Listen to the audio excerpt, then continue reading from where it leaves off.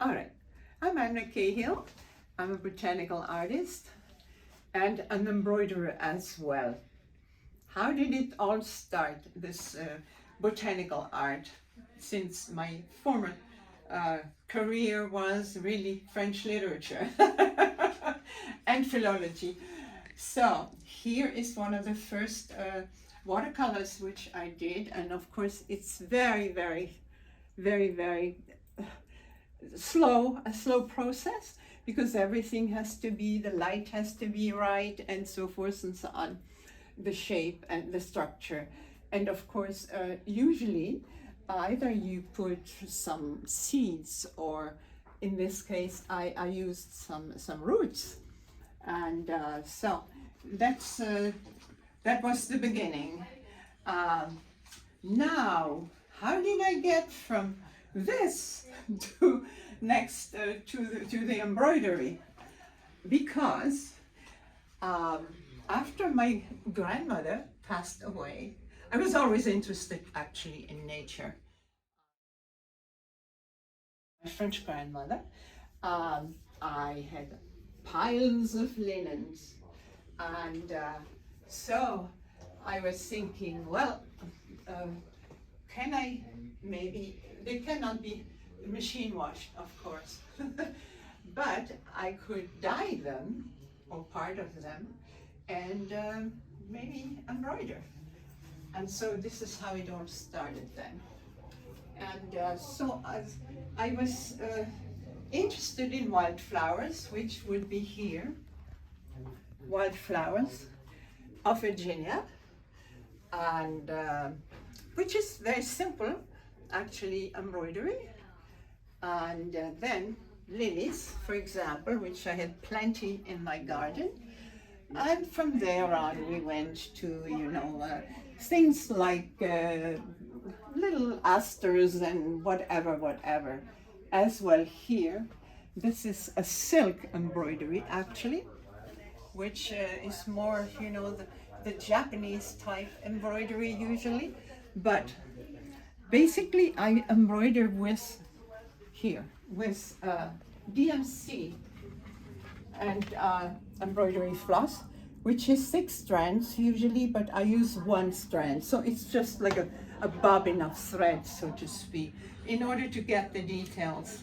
And then I record in my log here. That's sort of what I'm doing. Different styles, from Jacobean, to the illuminated ladder, for example, and which is a little more British, and so forth and so on. But basically, it has to be, or I'll take pictures as well, and I embroider. Basically, it has to be exact in terms of, the morphology of the flower, but it's, some of them have different shades, you blend the shades, and others again are more simple, such as these little lavender sachet, which is very easy to do, of course.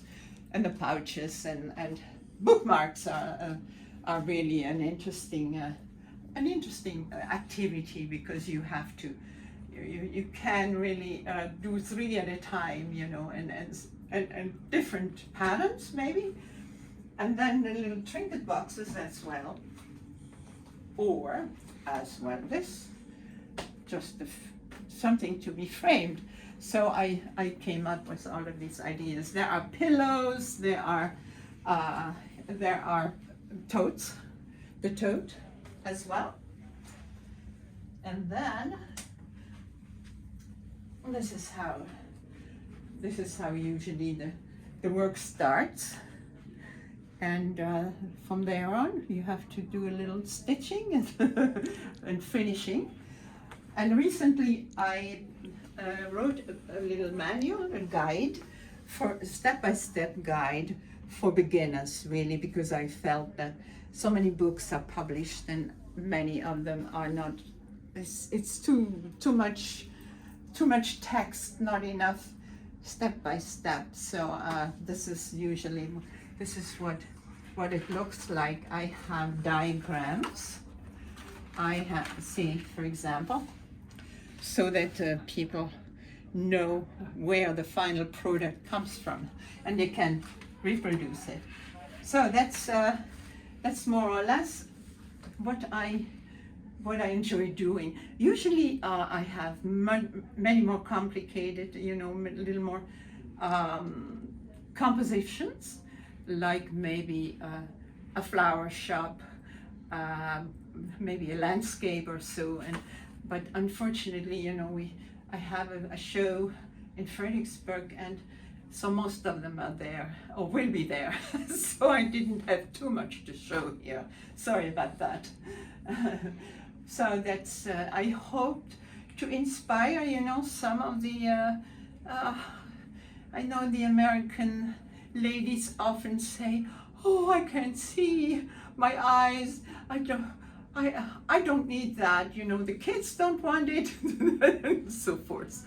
So, but I hope that they can inspire people, and they have a little fun, you know, maybe even if it's not perfect, that's fine, that's fine. I mean, it's a good pastime, wonderful pastime, yes. I'm never bored. This is a wonderful opportunity, really.